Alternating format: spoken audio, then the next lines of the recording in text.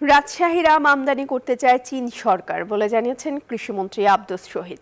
দুপুরে সচিবালয়ে কৃষিমন্ত্রী আব্দুস শহীদের সাথে চীনের রাষ্ট্রদূত ওয়াও ওয়েনের বৈঠকে নিজেদের আগ্রহের কথা জানান তিনি। পরে কৃষিমন্ত্রী বলেন, চীন দীর্ঘদিন ধরে বাংলাদেশের উন্নয়ন সহযোগী বন্ধু।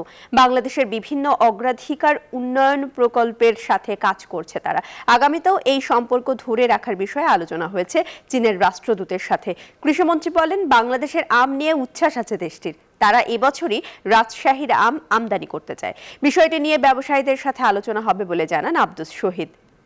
আধুনিক কৃষি উন্নয়নের জন্য চীন বাংলাদেশকে কৃষি যন্ত্রপাতি দিতে চায় জানিয়ে কৃষিমন্ত্রী বলেন, হারভেস্টার মেশিন সহ বাংলাদেশে কৃষি খাতের উন্নয়নে আরও যন্ত্রপাতি দিবে চীন সরকার। বাংলাদেশের সাথে আমাদের যে সম্পর্ক রয়েছে দীর্ঘদিনের, সেটাকে তিনি খুবই আশাব্যঞ্জক এবং বাংলাদেশের সাথে সম্পর্কের মূল কারণ হচ্ছে আমাদের বিভিন্ন ক্ষেত্রে টেকনিক্যাল সাপোর্টের বিষয় ওনারা আরো বাড়াবে, বিশেষ করে কৃষিক্ষেত্রে।